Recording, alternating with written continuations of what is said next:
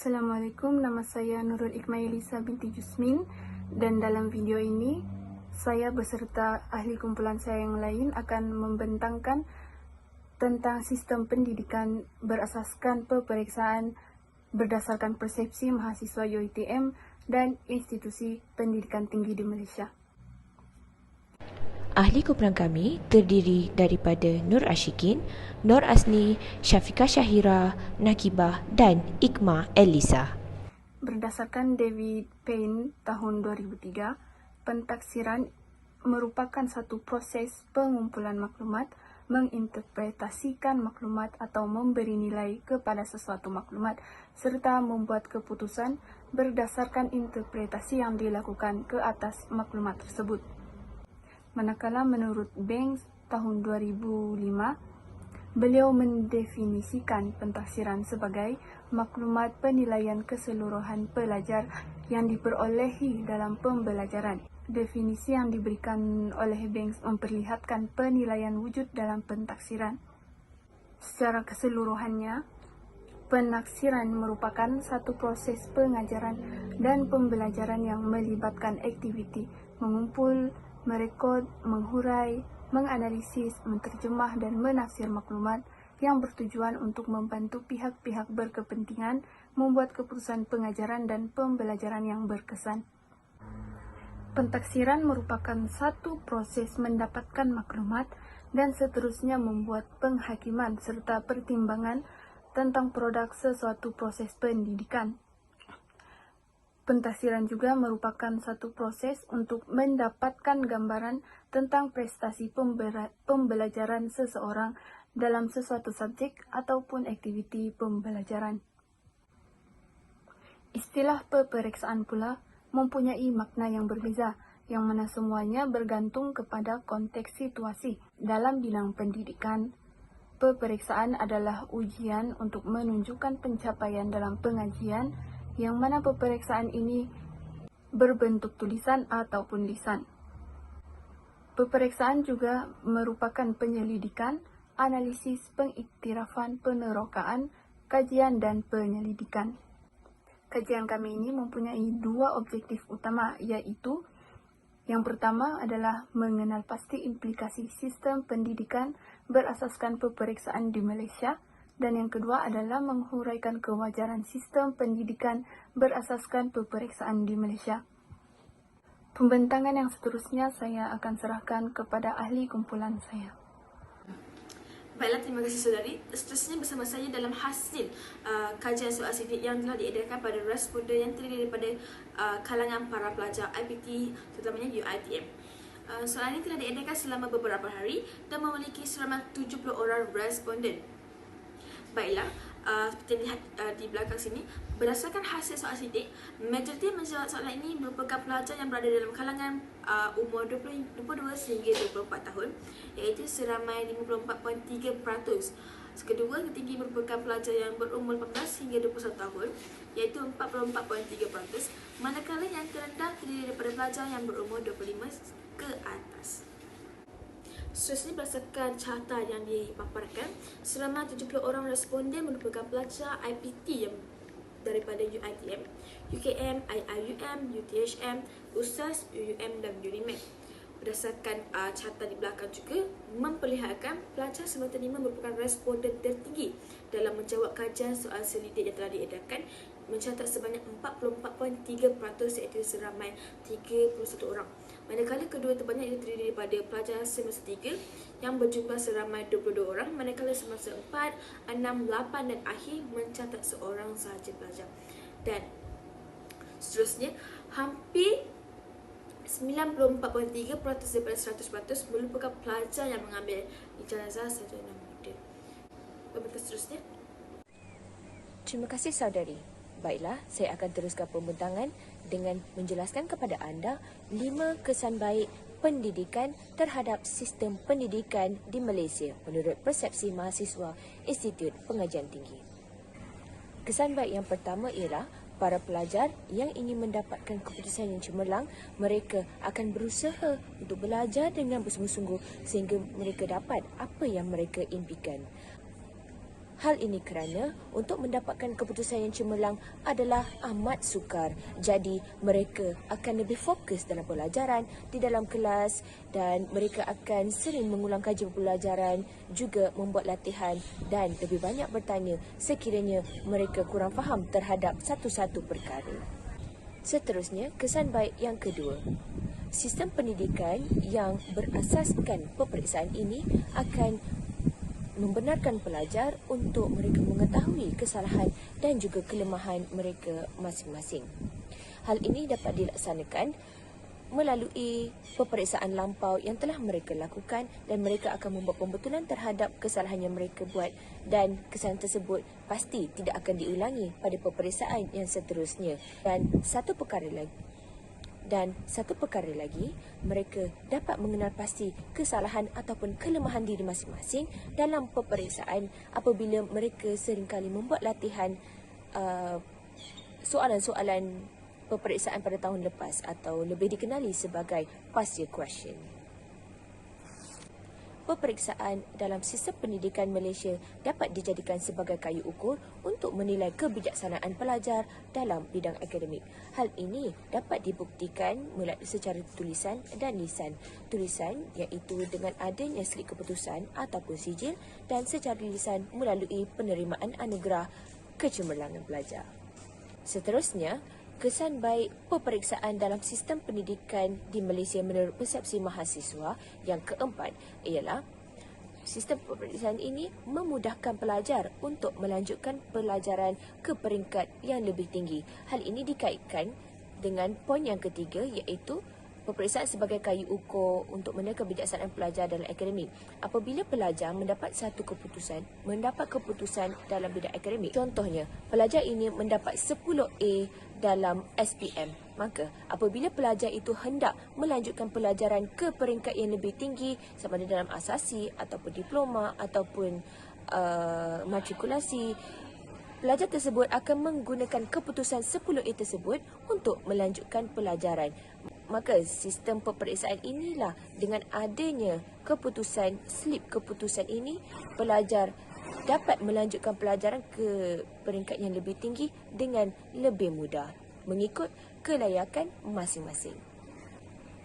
Bayangkan jika seseorang pelajar itu hendak melanjutkan pelajaran daripada sekolah menengah ke peringkat yang lebih tinggi tetapi tidak mempunyai sebarang keputusan peperiksaan yang menunjukkan tahap pencapaian pelajar tersebut dalam bidang akademik.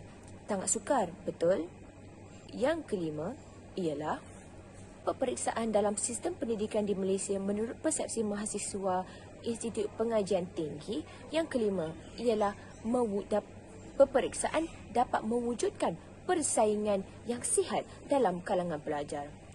Hal ini kerana apabila pelajar berlumba-lumba untuk mendapatkan keputusan yang cemerlang, pelajar yang bijak akan membantu rakan-rakan yang lemah dalam peperiksaan, dan manakala pelajar-pelajar yang lemah akan cuba untuk mendapatkan bantuan daripada rakan-rakan yang lebih bijak. Maka di situ akan adanya persaingan yang sangat sihat dan juga kerjasama yang sangat-sangat baik antara pelajar-pelajar ini. Dan di samping itu, pelajar-pelajar yang cemerlang akan menjadi inspirasi kepada pelajar-pelajar yang lemah dalam peperiksaan untuk mereka bersama-sama mencapai keputusan yang cemerlang. Dan akhirnya, pelajar yang lemah dan pelajar yang bijak, mereka dapat dapat bekerjasama untuk menjadi pelajar yang cemerlang. Maka persaingannya sihat dapat wujud apabila adanya peperiksaan dalam sistem pendidikan di Malaysia. Seterusnya, saya serahkan pembentangan kepada saudari Ashiki. Jika tadi Nakibah telah menerangkan tentang kesan baik sistem pendidikan berasaskan peperiksaan, sekarang giliran saya untuk menerangkan tentang kesan buruk sistem pendidikan berasaskan peperiksaan. Ada 5 kesan buruk yang saya akan terangkan. Yang pertama, fokus pelajar tertumpu kepada soalan peperiksaan, bukan pemerolehan dan juga pengaplikasian ilmu. Hal ini kerana niat utama seseorang pelajar yang sepatutnya adalah untuk menuntut ilmu, tetapi apabila wujudnya peperiksaan dalam sistem pendidikan ini menyebabkan niat atau tujuan pelajar datang ke sekolah adalah untuk mendapatkan keputusan peperiksaan yang cemerlang. Seterusnya, terdapat juga responden yang berpendapat bahawa fokus pelajar terhadap peperiksaan menyebabkan mereka mengabaikan core curriculum. Hal ini menyebabkan sesebuah institusi pendidikan kurang melahirkan pelajar yang berjaya dan cemerlang yang seimbang dari segi akademik dan juga core curriculum. Yang kedua, pelajar lebih menumpukan soalan peperiksaan berbanding silibus pembelajaran. Hal ini kerana pelajar akan lebih fokus kepada topik tertentu yang berkemungkinan akan menjadi soalan dalam peperiksaan berbanding mengulang kaji keseluruhan topik pembelajaran. Di samping itu, terdapat juga responden yang berpendapat bahawa pelajar yang fokus terhadap soalan peperiksaan akan cenderung untuk mengabaikan topik pembelajaran yang tidak menjadi soalan peperiksaan, walaupun topik tersebut akan berkemungkinan berguna pada masa akan datang. Yang ketiga, keyakinan diri pelajar berkurang kerana nilai peperiksaan yang akan menentukan hala tuju dan juga pandangan orang lain terhadap diri mereka. Hal ini kerana pelajar merasakan bahawa harapan mereka untuk melanjutkan pelajaran ke peringkat yang lebih tinggi dan juga untuk mendapatkan kerja yang lebih baik akan terhenti sekiranya tidak memperolehi keputusan yang cemerlang dalam peperiksaan. Oleh itu, mereka akan kurang berkeyakinan diri dalam menghadapi peperiksaan walaupun telah mengulang kaji pelajaran dalam tempoh masa yang lama. Seterusnya, pelajar juga akan merasakan pandangan orang sekeliling terhadap diri mereka akan menjadi lebih buruk sekiranya tidak memperolehi keputusan yang cemerlang. Mereka akan berfikir secara berlebihan hingga menyebabkan pelajar tidak mempunyai keyakinan diri bahawa mereka boleh melakukan yang lebih baik pada peperiksaan akan datang. Dua lagi kesan buruk adalah berdasarkan hasil soal selidik. Yang pertama, tekanan. Beberapa responden menyatakan bahawa bagi mendapatkan keputusan yang cemerlang, pelajar akan berasa tertekan. Hal ini kerana waktu mengulang kaji pelajaran yang tidak mencukupi, memikirkan soalan peperiksaan dan sebagainya. Selain itu, persaingan antara rakan sebaya juga menyebabkan tekanan kepada pelajar kerana mereka merasakan bahawa usaha dan juga pencapaian peperiksaan yang tidak mencukupi. Di samping itu, tekanan yang diterima oleh pelajar adalah daripada keluarga. Sekiranya tidak memperolehi keputusan yang diharapkan, sekaligus pelajar menjadi objek perbandingan dengan pelajar ataupun individu lain yang lebih baik pencapaiannya. Tambahan pula, terdapat para pendidik yang kurang memberi perhatian kepada pelajar yang kurang bijak atau mahir dan melebihkan pelajar yang lebih bijak.